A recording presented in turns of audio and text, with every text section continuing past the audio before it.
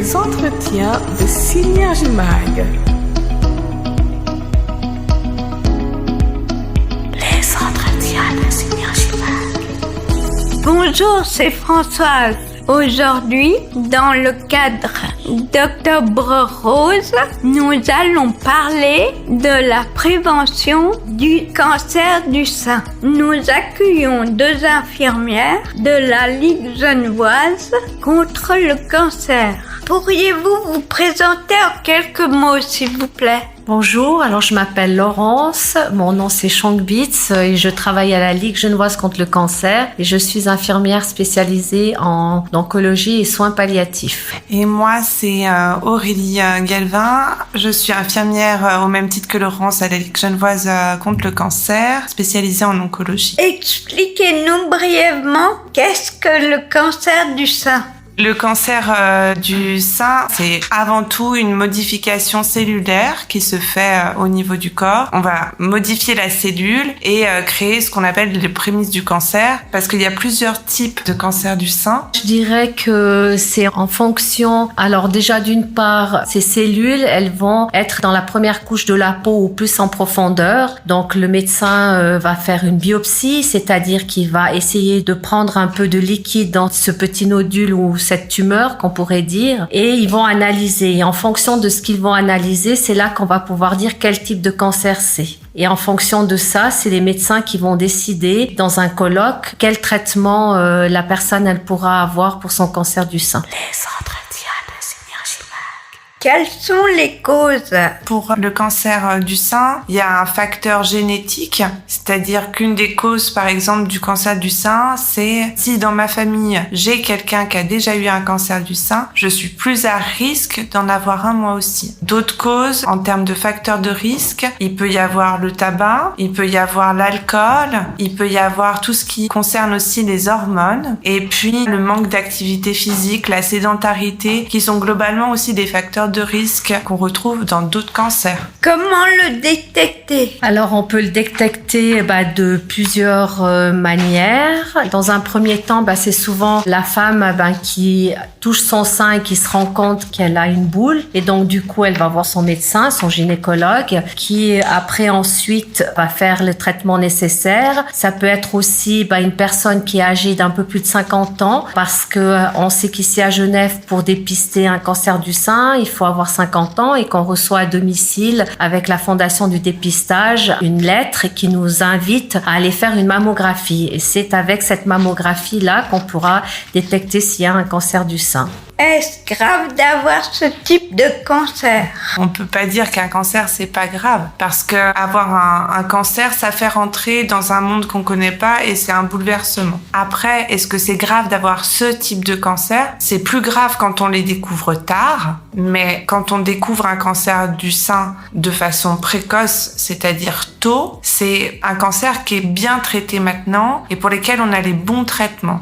Et on sait que si une femme elle a un diagnostic tôt, alors ses chances de guérison sont bonnes. Donc oui, c'est grave, mais il y a des solutions. Quels sont les chiffres ? En Suisse, on a à peu près 6500 femmes par année qui ont un cancer du sein, à peu près 2 sur 8. Et pour les hommes, parce qu'effectivement le cancer du sein ne touche pas que les femmes, mais les hommes, il y a à peu près un homme sur 700 personnes, il y a un homme qui peut avoir un cancer du sein. C'est beaucoup moins fréquent, mais ça existe. Les entretiens de Synergie Mag. Peut-on guérir ? C'est un grand oui. C'est pour ça qu'on est là aujourd'hui.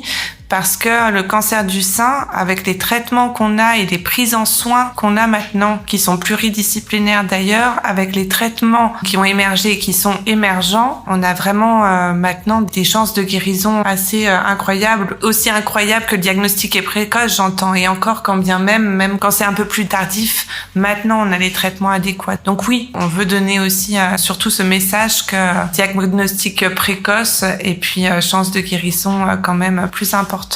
Quelles sont les conséquences ? Les conséquences du cancer du sein. Quand il y a un diagnostic de cancer du sein, pour la femme, c'est un vrai bouleversement à plusieurs niveaux. Les conséquences, c'est l'image corporelle, parce que du coup, bien souvent, ça engage une chirurgie. Donc ça veut dire qu'on va venir amputer d'un sein, ce qui est quand même pour une femme assez impactant. Il y a aussi la perte des cheveux avec les traitements. Et puis les conséquences d'un cancer du sein, c'est aussi que d'un seul coup, on ne peut plus travailler. Donc socialement parlant aussi, on perd un peu son identité. Il y a la fatigue, il y a les effets secondaires qui sont liés au traitement. Il y a tout un tas de choses qui vont venir avoir des répercussions. Et puis quand bien même cette dame a un cancer du sein, elle a aussi une famille qui est du coup impactée. Les gens qui accompagnent, les enfants, les gens définissent ça vraiment comme un éclair au milieu d'un ciel serein et d'un gros tourbillon dans lequel ils sont pris. Les entretiens de Synergie Mag.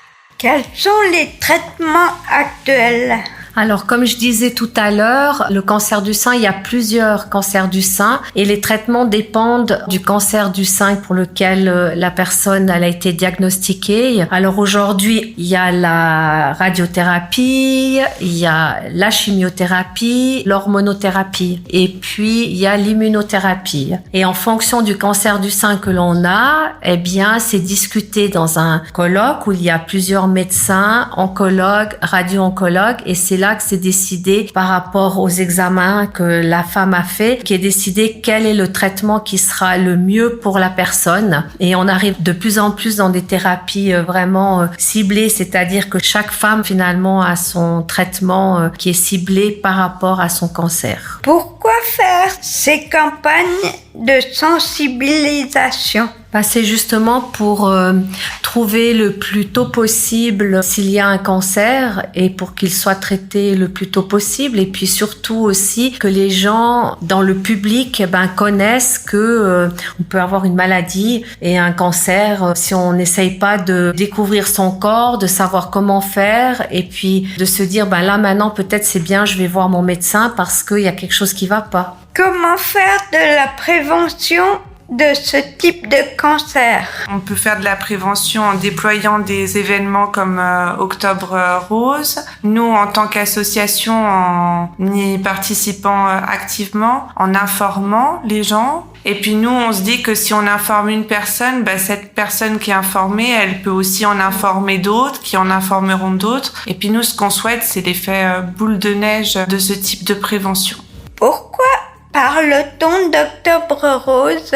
Alors, Octobre Rose, en fait, vient des États-Unis où, à un moment donné, il y a eu une usine pharmaceutique qui a décidé à ce moment-là de commencer de parler du cancer du sein et du traitement qui s'y associait. Et à la suite de ça, c'est Estée Lauder qui a par la suite fait des campagnes dans les années 94-95 par rapport à Octobre Rose et qui maintenant, ça devient quelque chose qui est dans les mœurs finalement où chaque année on parle de Octobre Rose, mais c'était surtout aussi de se dire que voilà, elles vont porter un ruban rose et que ce ruban rose fait partie aussi d'une famille ou d'être membre de quelque chose. Et c'est ça aussi qui maintenant montre que on est pour le cancer du sein, on est actif ou on est avec eux dans cette campagne d'Octobre Rose. Les entretiens de Synergie Mag. Auriez-vous un message à faire passer? Le message que j'aimerais faire passer, c'est qu'on est toutes concernées, qu'on ait des petites poitrines,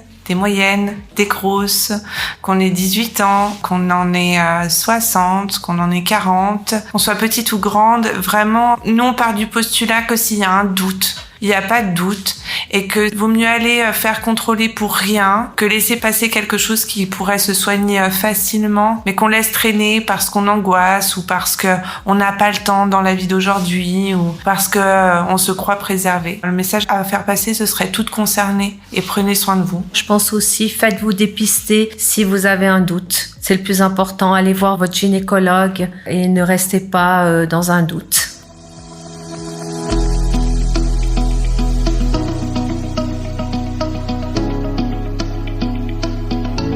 Les entretiens de Synergie Mag. Les entretiens de Synergie Mag. Merci d'avoir suivi cet entretien. À tout bientôt pour un nouvel épisode. N'hésitez pas à commenter et à partager.